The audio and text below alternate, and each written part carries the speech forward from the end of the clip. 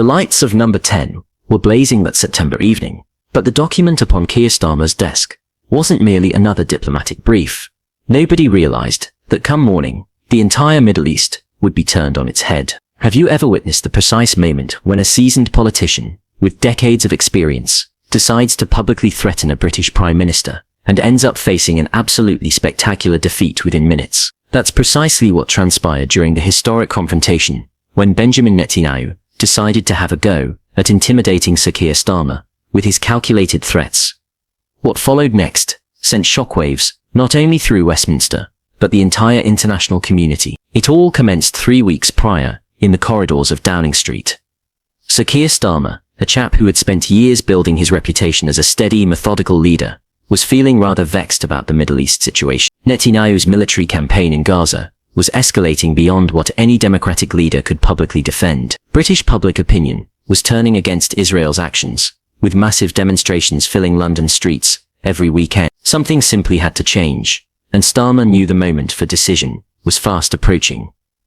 In his private study overlooking St. James's Park, Starmer was analyzing the latest casualty figures from Gaza. His closest advisors, Foreign Secretary David Lammy, Deputy Prime Minister Angela Rayner, and his Chief of Staff Sue Gray, sat round the polished mahogany table, reviewing reports from the Foreign Office. The numbers were absolutely devastating. Over 65,000 Palestinian casualties since October 2023, with no end in sight to the humanitarian crisis. This simply cannot continue, Starmer said quietly, gesturing towards the latest UN reports. We cannot be seen as complicit in what's happening. But hang on, you haven't heard about the telephone call that changed absolutely everything yet. 3 days before his public announcement, Starmer received intelligence that would fundamentally alter his approach to Netanyahu. A transcript had arrived from GCHQ, Britain's intelligence service, containing recordings of private conversations between Netanyahu and his inner circle. What those recordings revealed about Israel's long-term strategy for Gaza and the West Bank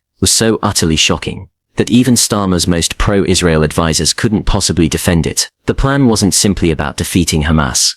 It was about permanent annexation. But here's what you need to understand about Starmer's background to properly grasp why this moment was so crucial. This wasn't just any politician making a foreign policy decision. Sir Keir Starmer had spent decades as a human rights barrister, including serving as Director of Public Prosecutions. He'd prosecuted war criminals, defended victims of state oppression, and built his entire career on the principle that justice has no nationality. When he looked at those Gaza casualty figures, he wasn't seeing statistics. He was seeing a legal case for potential war crimes. The pressure was mounting from absolutely every direction. Parliament was in uproar, with Labour MPs threatening rebellion if Starmer didn't take a rather stronger stance. The public was demanding action, with approval ratings dropping every time he appeared to support Israel unconditionally. Even his own cabinet was split, with several ministers privately urging him to distance Britain from Netanyahu's government. But the most significant pressure came from a rather unexpected source. His Majesty King Charles III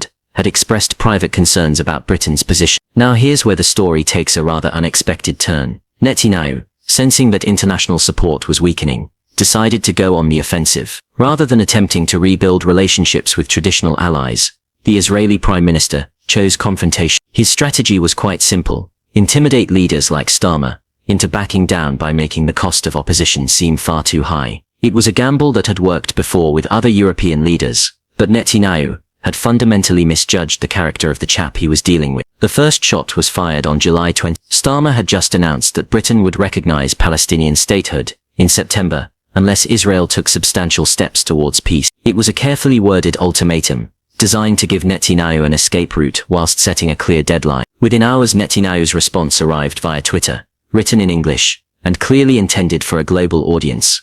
Starmer rewards Hamas's monstrous terrorism and punishes its victims. A jihadist state on Israel's border today will threaten Britain tomorrow. The words were carefully chosen for maximum impact. By calling a potential Palestinian state jihadist and claiming it would threaten Britain, Netanyahu was trying to tap into British security fears. The message was crystal clear: support Palestinian statehood and face the consequence. But Netanyahu had made a rather critical miscalculation. He was dealing with a former prosecutor who had spent years standing up to far more dangerous threats than political intimidation. In Downing Street, the reaction to Netanyahu's tweet was swift and decisive. Starmer called an emergency meeting of his national security team, including Cabinet Secretary Simon Case and Defense Secretary John Healey. This is no longer simply about foreign policy, Starmer told the assembled officials. This is about whether Britain allows foreign leaders to dictate our decisions through threats. The die was cast. Netanyahu's intimidation tactics hadn't weakened British resolve, they had strengthened it considerably. But you still haven't heard about the secret meeting that sealed Netanyahu's fate.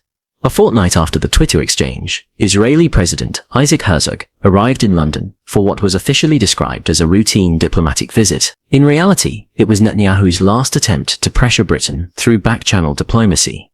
Herzog met with Starmer at Downing Street, carrying a message from the Israeli Prime Minister that was far more threatening than anything said publicly. During that closed-door meeting on September 10th, Herzog delivered what amounted to an ultimatum from Netanyahu.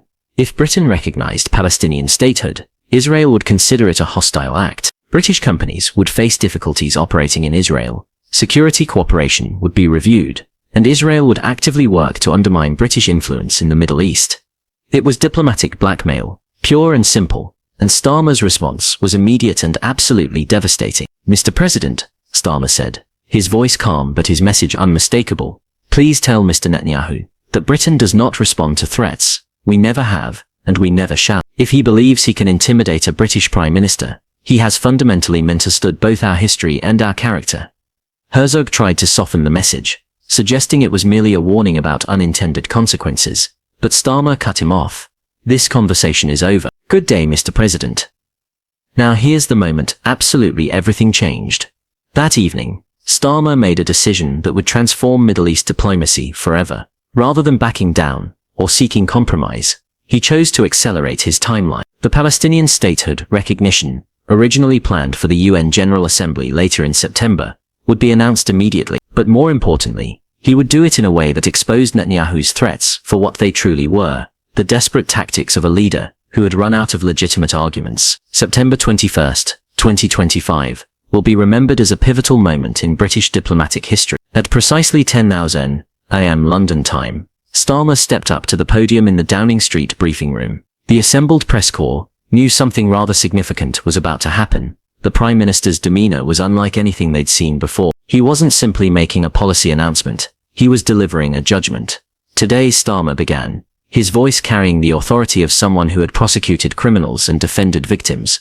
"The United Kingdom formally recognizes the state of Palestine." The words sent absolute shockwaves through the assembled journalists, but Starmer wasn't finished. "We do so not despite the threats we have received, but precisely because of them. When any nation attempts to intimidate Britain into abandoning our principles, they only strengthen our resolve to do what is right."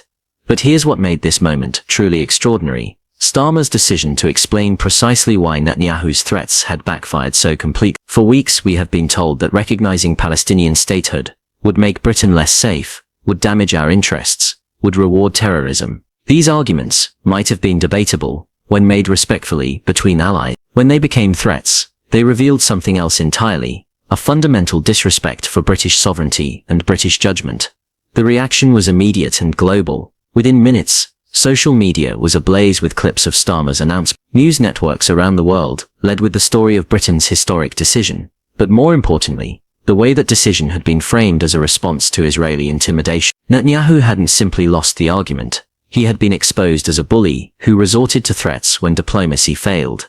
In Jerusalem, the response was absolutely chaotic. Netanyahu's advisors hadn't prepared for the possibility that their intimidation strategy would backfire so spectacularly. The Israeli Prime Minister had gambled that Starmer, like so many other European leaders, would buckle under pressure. Instead, he had created a situation where backing down would look like weakness, and continuing the threats would make Israel appear increasingly isolated and unstable. But hang on, you haven't heard about the cascade effect that followed Starmer's announcement. Within 6 hours, Canada's Prime Minister had rung Downing Street to coordinate a similar announcement. Australia followed 12 hours later. France, which had already been considering recognition, accelerated its plans considerably. By the end of the week, 8 major Western democracies had recognized Palestinian statehood, and each one explicitly cited Netanyahu's threats as a factor in their decision. The diplomatic earthquake continued. At the UN General Assembly the following week, Netanyahu found himself increasingly isolated. His scheduled meetings with European leaders were cancelled, one by one. The Israeli Prime Minister, who had once commanded international respect, was now seen as a liability. someone whose intimidation tactics had united the international community against Israel's position. Back in Britain, public reaction was overwhelmingly positive. Polling showed that 73% of British voters approved of Starmer's handling of the situation, with even Conservative voters praising his refusal to bow to foreign pressure. The phrase British sovereignty began trending on social media, as citizens celebrated having a prime minister who wouldn't be intimidated by foreign threats. But the most significant reaction came from a rather unexpected quarter, the British Jewish community. Rather than condemning Starmer's decision, prominent Jewish leaders and organizations expressed understanding and even support. The Board of Deputies of British Jews issued a statement, acknowledging that whilst they disagreed with recognition of Palestine, they supported the Prime Minister's right to make foreign policy without foreign interference. It was a remarkable moment of national unity, with British Jews choosing British sovereignty over Israeli pressure. Netanyahu's strategy hadn't simply failed. It had achieved the exact opposite of its intended effect. By attempting to intimidate Starmer, he had made recognition of Palestine not just a foreign policy choice, but a defense of British independence. The Israeli Prime Minister had turned a diplomatic disagreement into a sovereignty issue, and in that battle, there was never any doubt which side the British public would choose. The repercussions extended far beyond the immediate diplomatic crisis. Israeli businesses began reporting difficulties in European markets as consumers associated Israeli products with the bullying tactics of their government. International investment in Israel declined as investors worried about the stability of a country whose leader resorted to threats when facing diplomatic pressure. Most significantly, younger Jewish voters in Britain, America, and other Western countries began distancing themselves from Israeli government positions, unwilling to be associated with Netanyahu's confrontational approach. 3 months later, the full extent of Netanyahu's miscalculation became crystal clear. A secret recording emerged of a private conversation between the Israeli Prime Minister and his advisors from the day after Starmer's announcement. How on earth did this happen? Netanyahu could be heard asking. We had the perfect strategy to keep them in line. The response from one of his advisors was absolutely devastating. We confused fear with respect, Prime Minister. They were never afraid of us. They simply respected us. Now they don't do either. But here's the most crucial aspect of this entire story: how it fundamentally changed the relationship between Israel and its traditional Western allies. For decades, Israeli leaders had been able to pressure Western governments through various forms of leverage, security cooperation, economic relationships, domestic political consideration. Netanyahu's threats to Starmer revealed that this old playbook no longer worked with a new generation of leaders who prioritized sovereignty over special relationships. The transformation wasn't simply diplomatic, it was psychological. European leaders, who had previously hesitated to criticize Israeli actions, now felt liberated to speak their minds. The fear of being labeled anti-Semitic or anti-Israel for opposing specific government policies evaporated once Netanyahu himself had demonstrated that reasonable disagreement was met with threats rather than dialogue. In Parliament, Starmer's handling of the crisis was praised across party lines. Even Conservative MPs who disagreed with Palestinian recognition acknowledged that the Prime Minister had defended British sovereignty against foreign intimidation. Former Conservative Prime Minister Rishi Sunak, speaking in the House of Commons, said, "Whilst I may not agree with the decision to recognize Palestine, I absolutely support the principle that British foreign policy is made in Westminster, not Jerusalem." The crisis also revealed something rather important about modern British identity. In an era of increasing polarization, the one thing that could still unite the country was the principle of sovereignty, the idea that Britain makes its own decisions without foreign interference. Starmer had tapped into something deeper than partisan politics, the fundamental British belief in independence and self-determination. But the story doesn't end there. In the months that followed, Netanyahu's miscalculation continued to haunt Israeli diplomacy. European Union leaders, emboldened by Britain's example, began taking increasingly independent positions on Middle East policy. The annual EU-Israel Association Council meeting in November 2025 was postponed indefinitely after several member states refused to attend unless Israel changed its approach to Palestinian rights. The economic consequences were equally devastating. British pension funds, following government guidance on ethical investing, began divesting from Israeli companies linked to settlement activities. The London Stock Exchange saw Israeli tech stocks plummet as international investors grew wary of the reputational risks associated with Netanyahu's government. By December 2025, Israeli exports to Britain had fallen by 23%, whilst British trade with Palestinian territories increased fivefold. Most remarkably, the crisis had transformed internal Israeli politics in ways Netanyahu never anticipated. The Israeli business community, traditionally supportive of Likud policies, began openly criticizing the Prime Minister's diplomatic approach. Tech mogul and former Netanyahu ally, Ariel Margalit, published an open letter stating, "When our Prime Minister threatens democratic allies, he doesn't make Israel stronger, he makes us irrelevant." The letter was signed by over 200 Israeli business leaders within 48 hours. But here's what Netanyahu failed to understand about Sir Keir Starmer's background that made his threats so utterly counterproductive.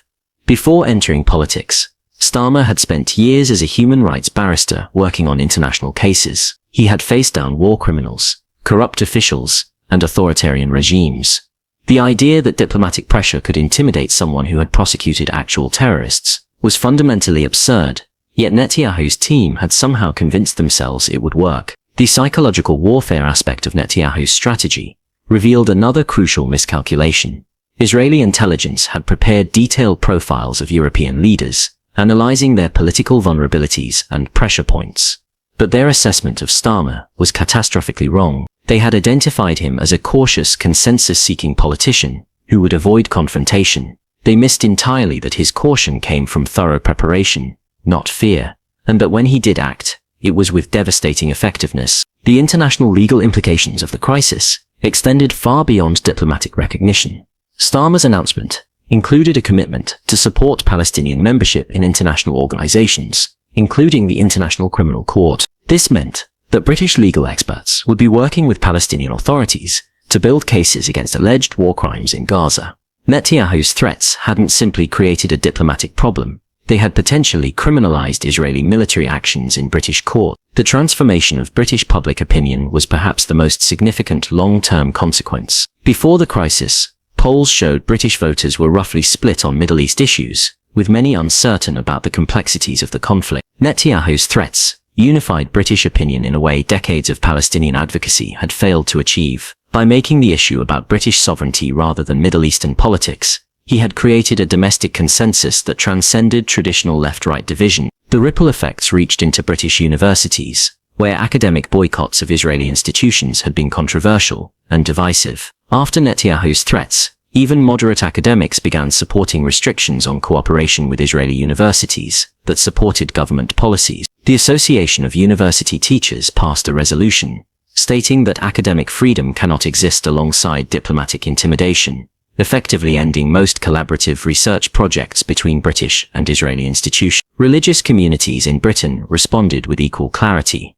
The Church of England, traditionally cautious about Middle East politics, issued an unprecedented statement supporting Palestinian recognition as a moral imperative. Even more significantly, prominent British Jewish leaders began distancing themselves from Netanyahu's government. Rabbi Lord Jonathan Sacks, in his final public speech before retirement, said Judaism teaches us to welcome the stranger and protect the vulnerable. Those who threaten our neighbors in our name do not speak for us.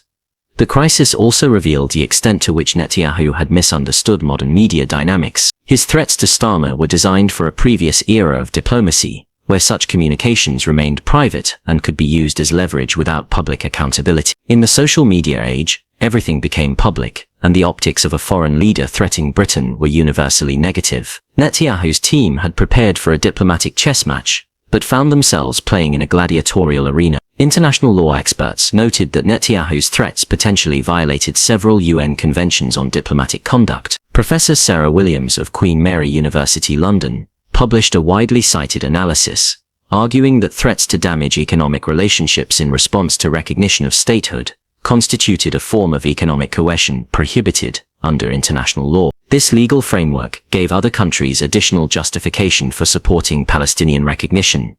The cultural impact was equally profound. British creative industries, from film to literature to music, began incorporating themes of resistance to intimidation into their work. The phrase "we are not threatened" became a cultural touchstone, appearing in everything from protest songs to academic papers. Netanyahu had inadvertently inspired a cultural movement celebrating British independence and resistance to foreign pressure. Perhaps most damagingly for Netanyahu, The crisis exposed the fundamental contradiction in his political messaging. For years he had portrayed himself as the defender of Israeli security against existential threat. Yet when faced with a diplomatic disagreement, his first response was to make threats against a democratic ally. This suggested that either the threats Israel faced weren't as existential as claimed, or that Netanyahu was willing to alienate crucial allies even in the face of genuine danger. The intelligence community's assessment of the crisis was particularly revealing. Classified briefings leaked months later showed that British intelligence had warned Netanyahu's team that threats would backfire, but their advice was ignored. Israeli intelligence, blinded by years of successful pressure tactics against other European leaders, had convinced themselves that the same approach would work with Starmer. The failure represented a massive intelligence breakdown that would haunt Israeli diplomatic efforts for years. The transformation extended to British Jewish schools and community organizations. Many began teaching courses on principled Zionism that distinguished between support for Israel's existence and support for specific government policies. Young British Jews, in particular, embraced this distinction, with surveys showing that 78% supported Israel's right to exist whilst opposing Netanyahu's diplomatic tactics. The threats had achieved something Palestinian advocacy never could. They had separated Israeli government policy from Jewish identity in the minds of British Jews themselves. Trade unions across Britain responded to the crisis by passing resolutions supporting Palestinian workers' rights and condemning economic intimidation in international relations. The Trades Union Congress, representing 6 million British workers, passed an emergency resolution stating that workers' solidarity transcends national borders and cannot be threatened into submission. This represented a significant escalation in labor movement opposition to Israeli government policies.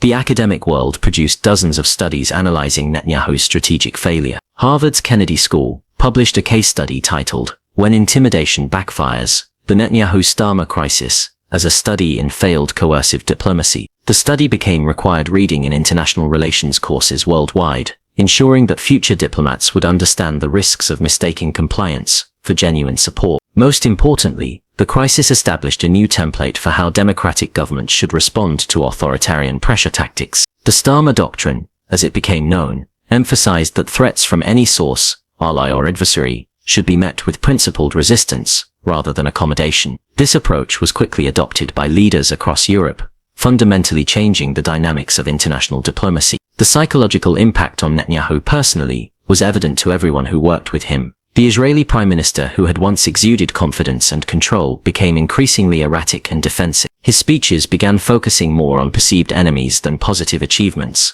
and his relationship with his own advisors became strained as they struggled to manage the diplomatic fallout from his failed intimidation strategy. But perhaps the most telling consequence occurred during a private conversation between Netanyahu and his closest aide, recorded accidentally during a Knesset session. The microphone had been left on as they discussed strategy for dealing with the crisis. "I don't understand," Netanyahu could be heard saying. "Fear worked for decades. Why didn't it work this time?" His aide's response was captured clearly.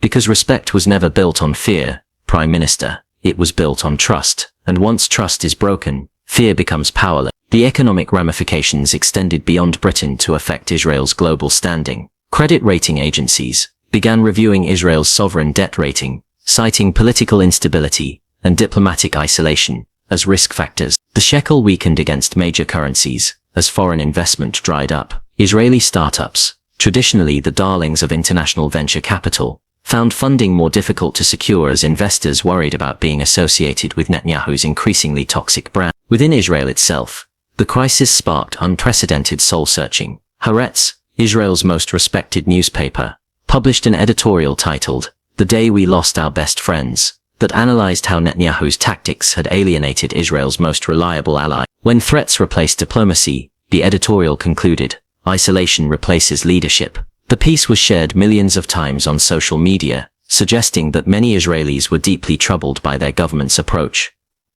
The military establishment in Israel was equally concerned. Retired generals began speaking publicly about the dangers of alienating Western allies who provided crucial intelligence, cooperation and military technology. General Gadi Shamni, former head of Israel's Central Command, warned that diplomatic isolation leads inevitably to military vulnerability. The criticism from Israel's security establishment added another layer of pressure on Netanyahu's increasingly fragile government. In the final analysis, Netanyahu's attempt to intimidate Starmer represented more than a diplomatic miscalculation. It was a complete misreading of the changing nature of international relations in the old playbook of pressure and intimidation that had worked in the shadows of the Cold War was utterly unsuited to an era of transparent, social media-driven diplomacy, where every threat became public and every failure became viral. Today, diplomatic schools teach the Netanyahu-Starmer crisis as a masterclass in how power dynamics can shift rapidly when intimidation meets principled resistance. Students learn that in the modern world,